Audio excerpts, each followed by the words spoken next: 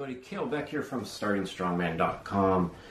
Just got an email of the official press release of the new policy from Strongman Corporation, the main sanctioning body for amateur pro strongman in North America and the world.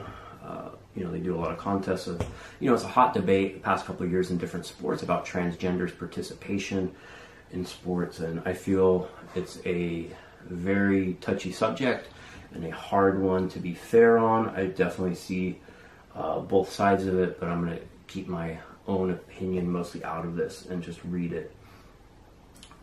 It says, the pursuit of sport is one of the purest and healthiest endeavors that humans have enjoyed since the dawn of time. As the premier strongman sporting organization, Strongman Corporation is committed to the inclusion, pursuit, and excellence of fair sport for all gender athletes. Strongman Corporation wants to ensure that all athletes, no matter what their gender circumstances, are able to compete in their respective gender categories fairly and evenly.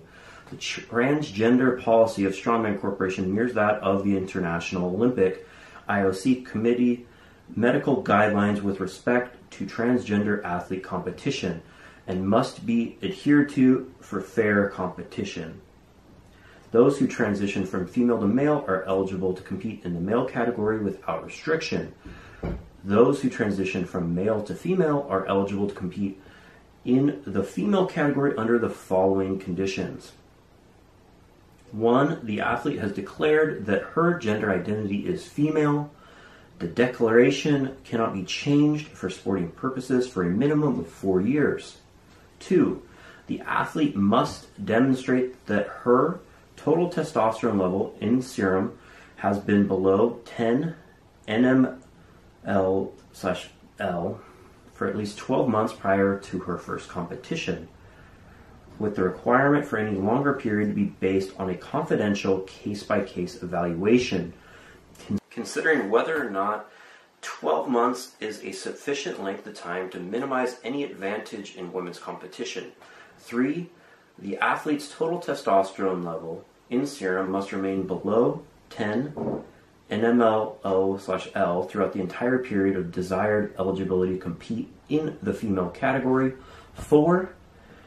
Compliance with these conditions must be monitored by testing. In the event of non-compliance, the athlete's eligibility for female competition will be suspended for 12 months. A. Athlete must provide documentation of all continuous medical testing over the course of the year showing approved levels. B. Athletes are responsible for their own medical costs and testing. Any individual may appeal a decision made by Strongman Corporation about their status. This must be made in writing to Strongman Corporation with the grounds for the appeal. Appeals will be examined on a case-by-case status, and Strongman Corporation holds the final authority and discretion as applied to the aforementioned guidelines and policy.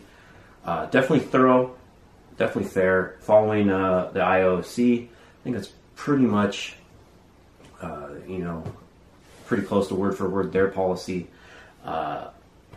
This is not affiliated with me in any way. Just a little bit of news, and I think it's a step forward in fairness. It's just a hard topic and ruling to do, and I think this is about as fair as I can imagine it being. I'm Kalle Beck. Thanks for watching. You can follow me at Let Kalle Lift, follow at Strongman, and of course, for more information from Strongman Corporation, go to strongmancorporation.com.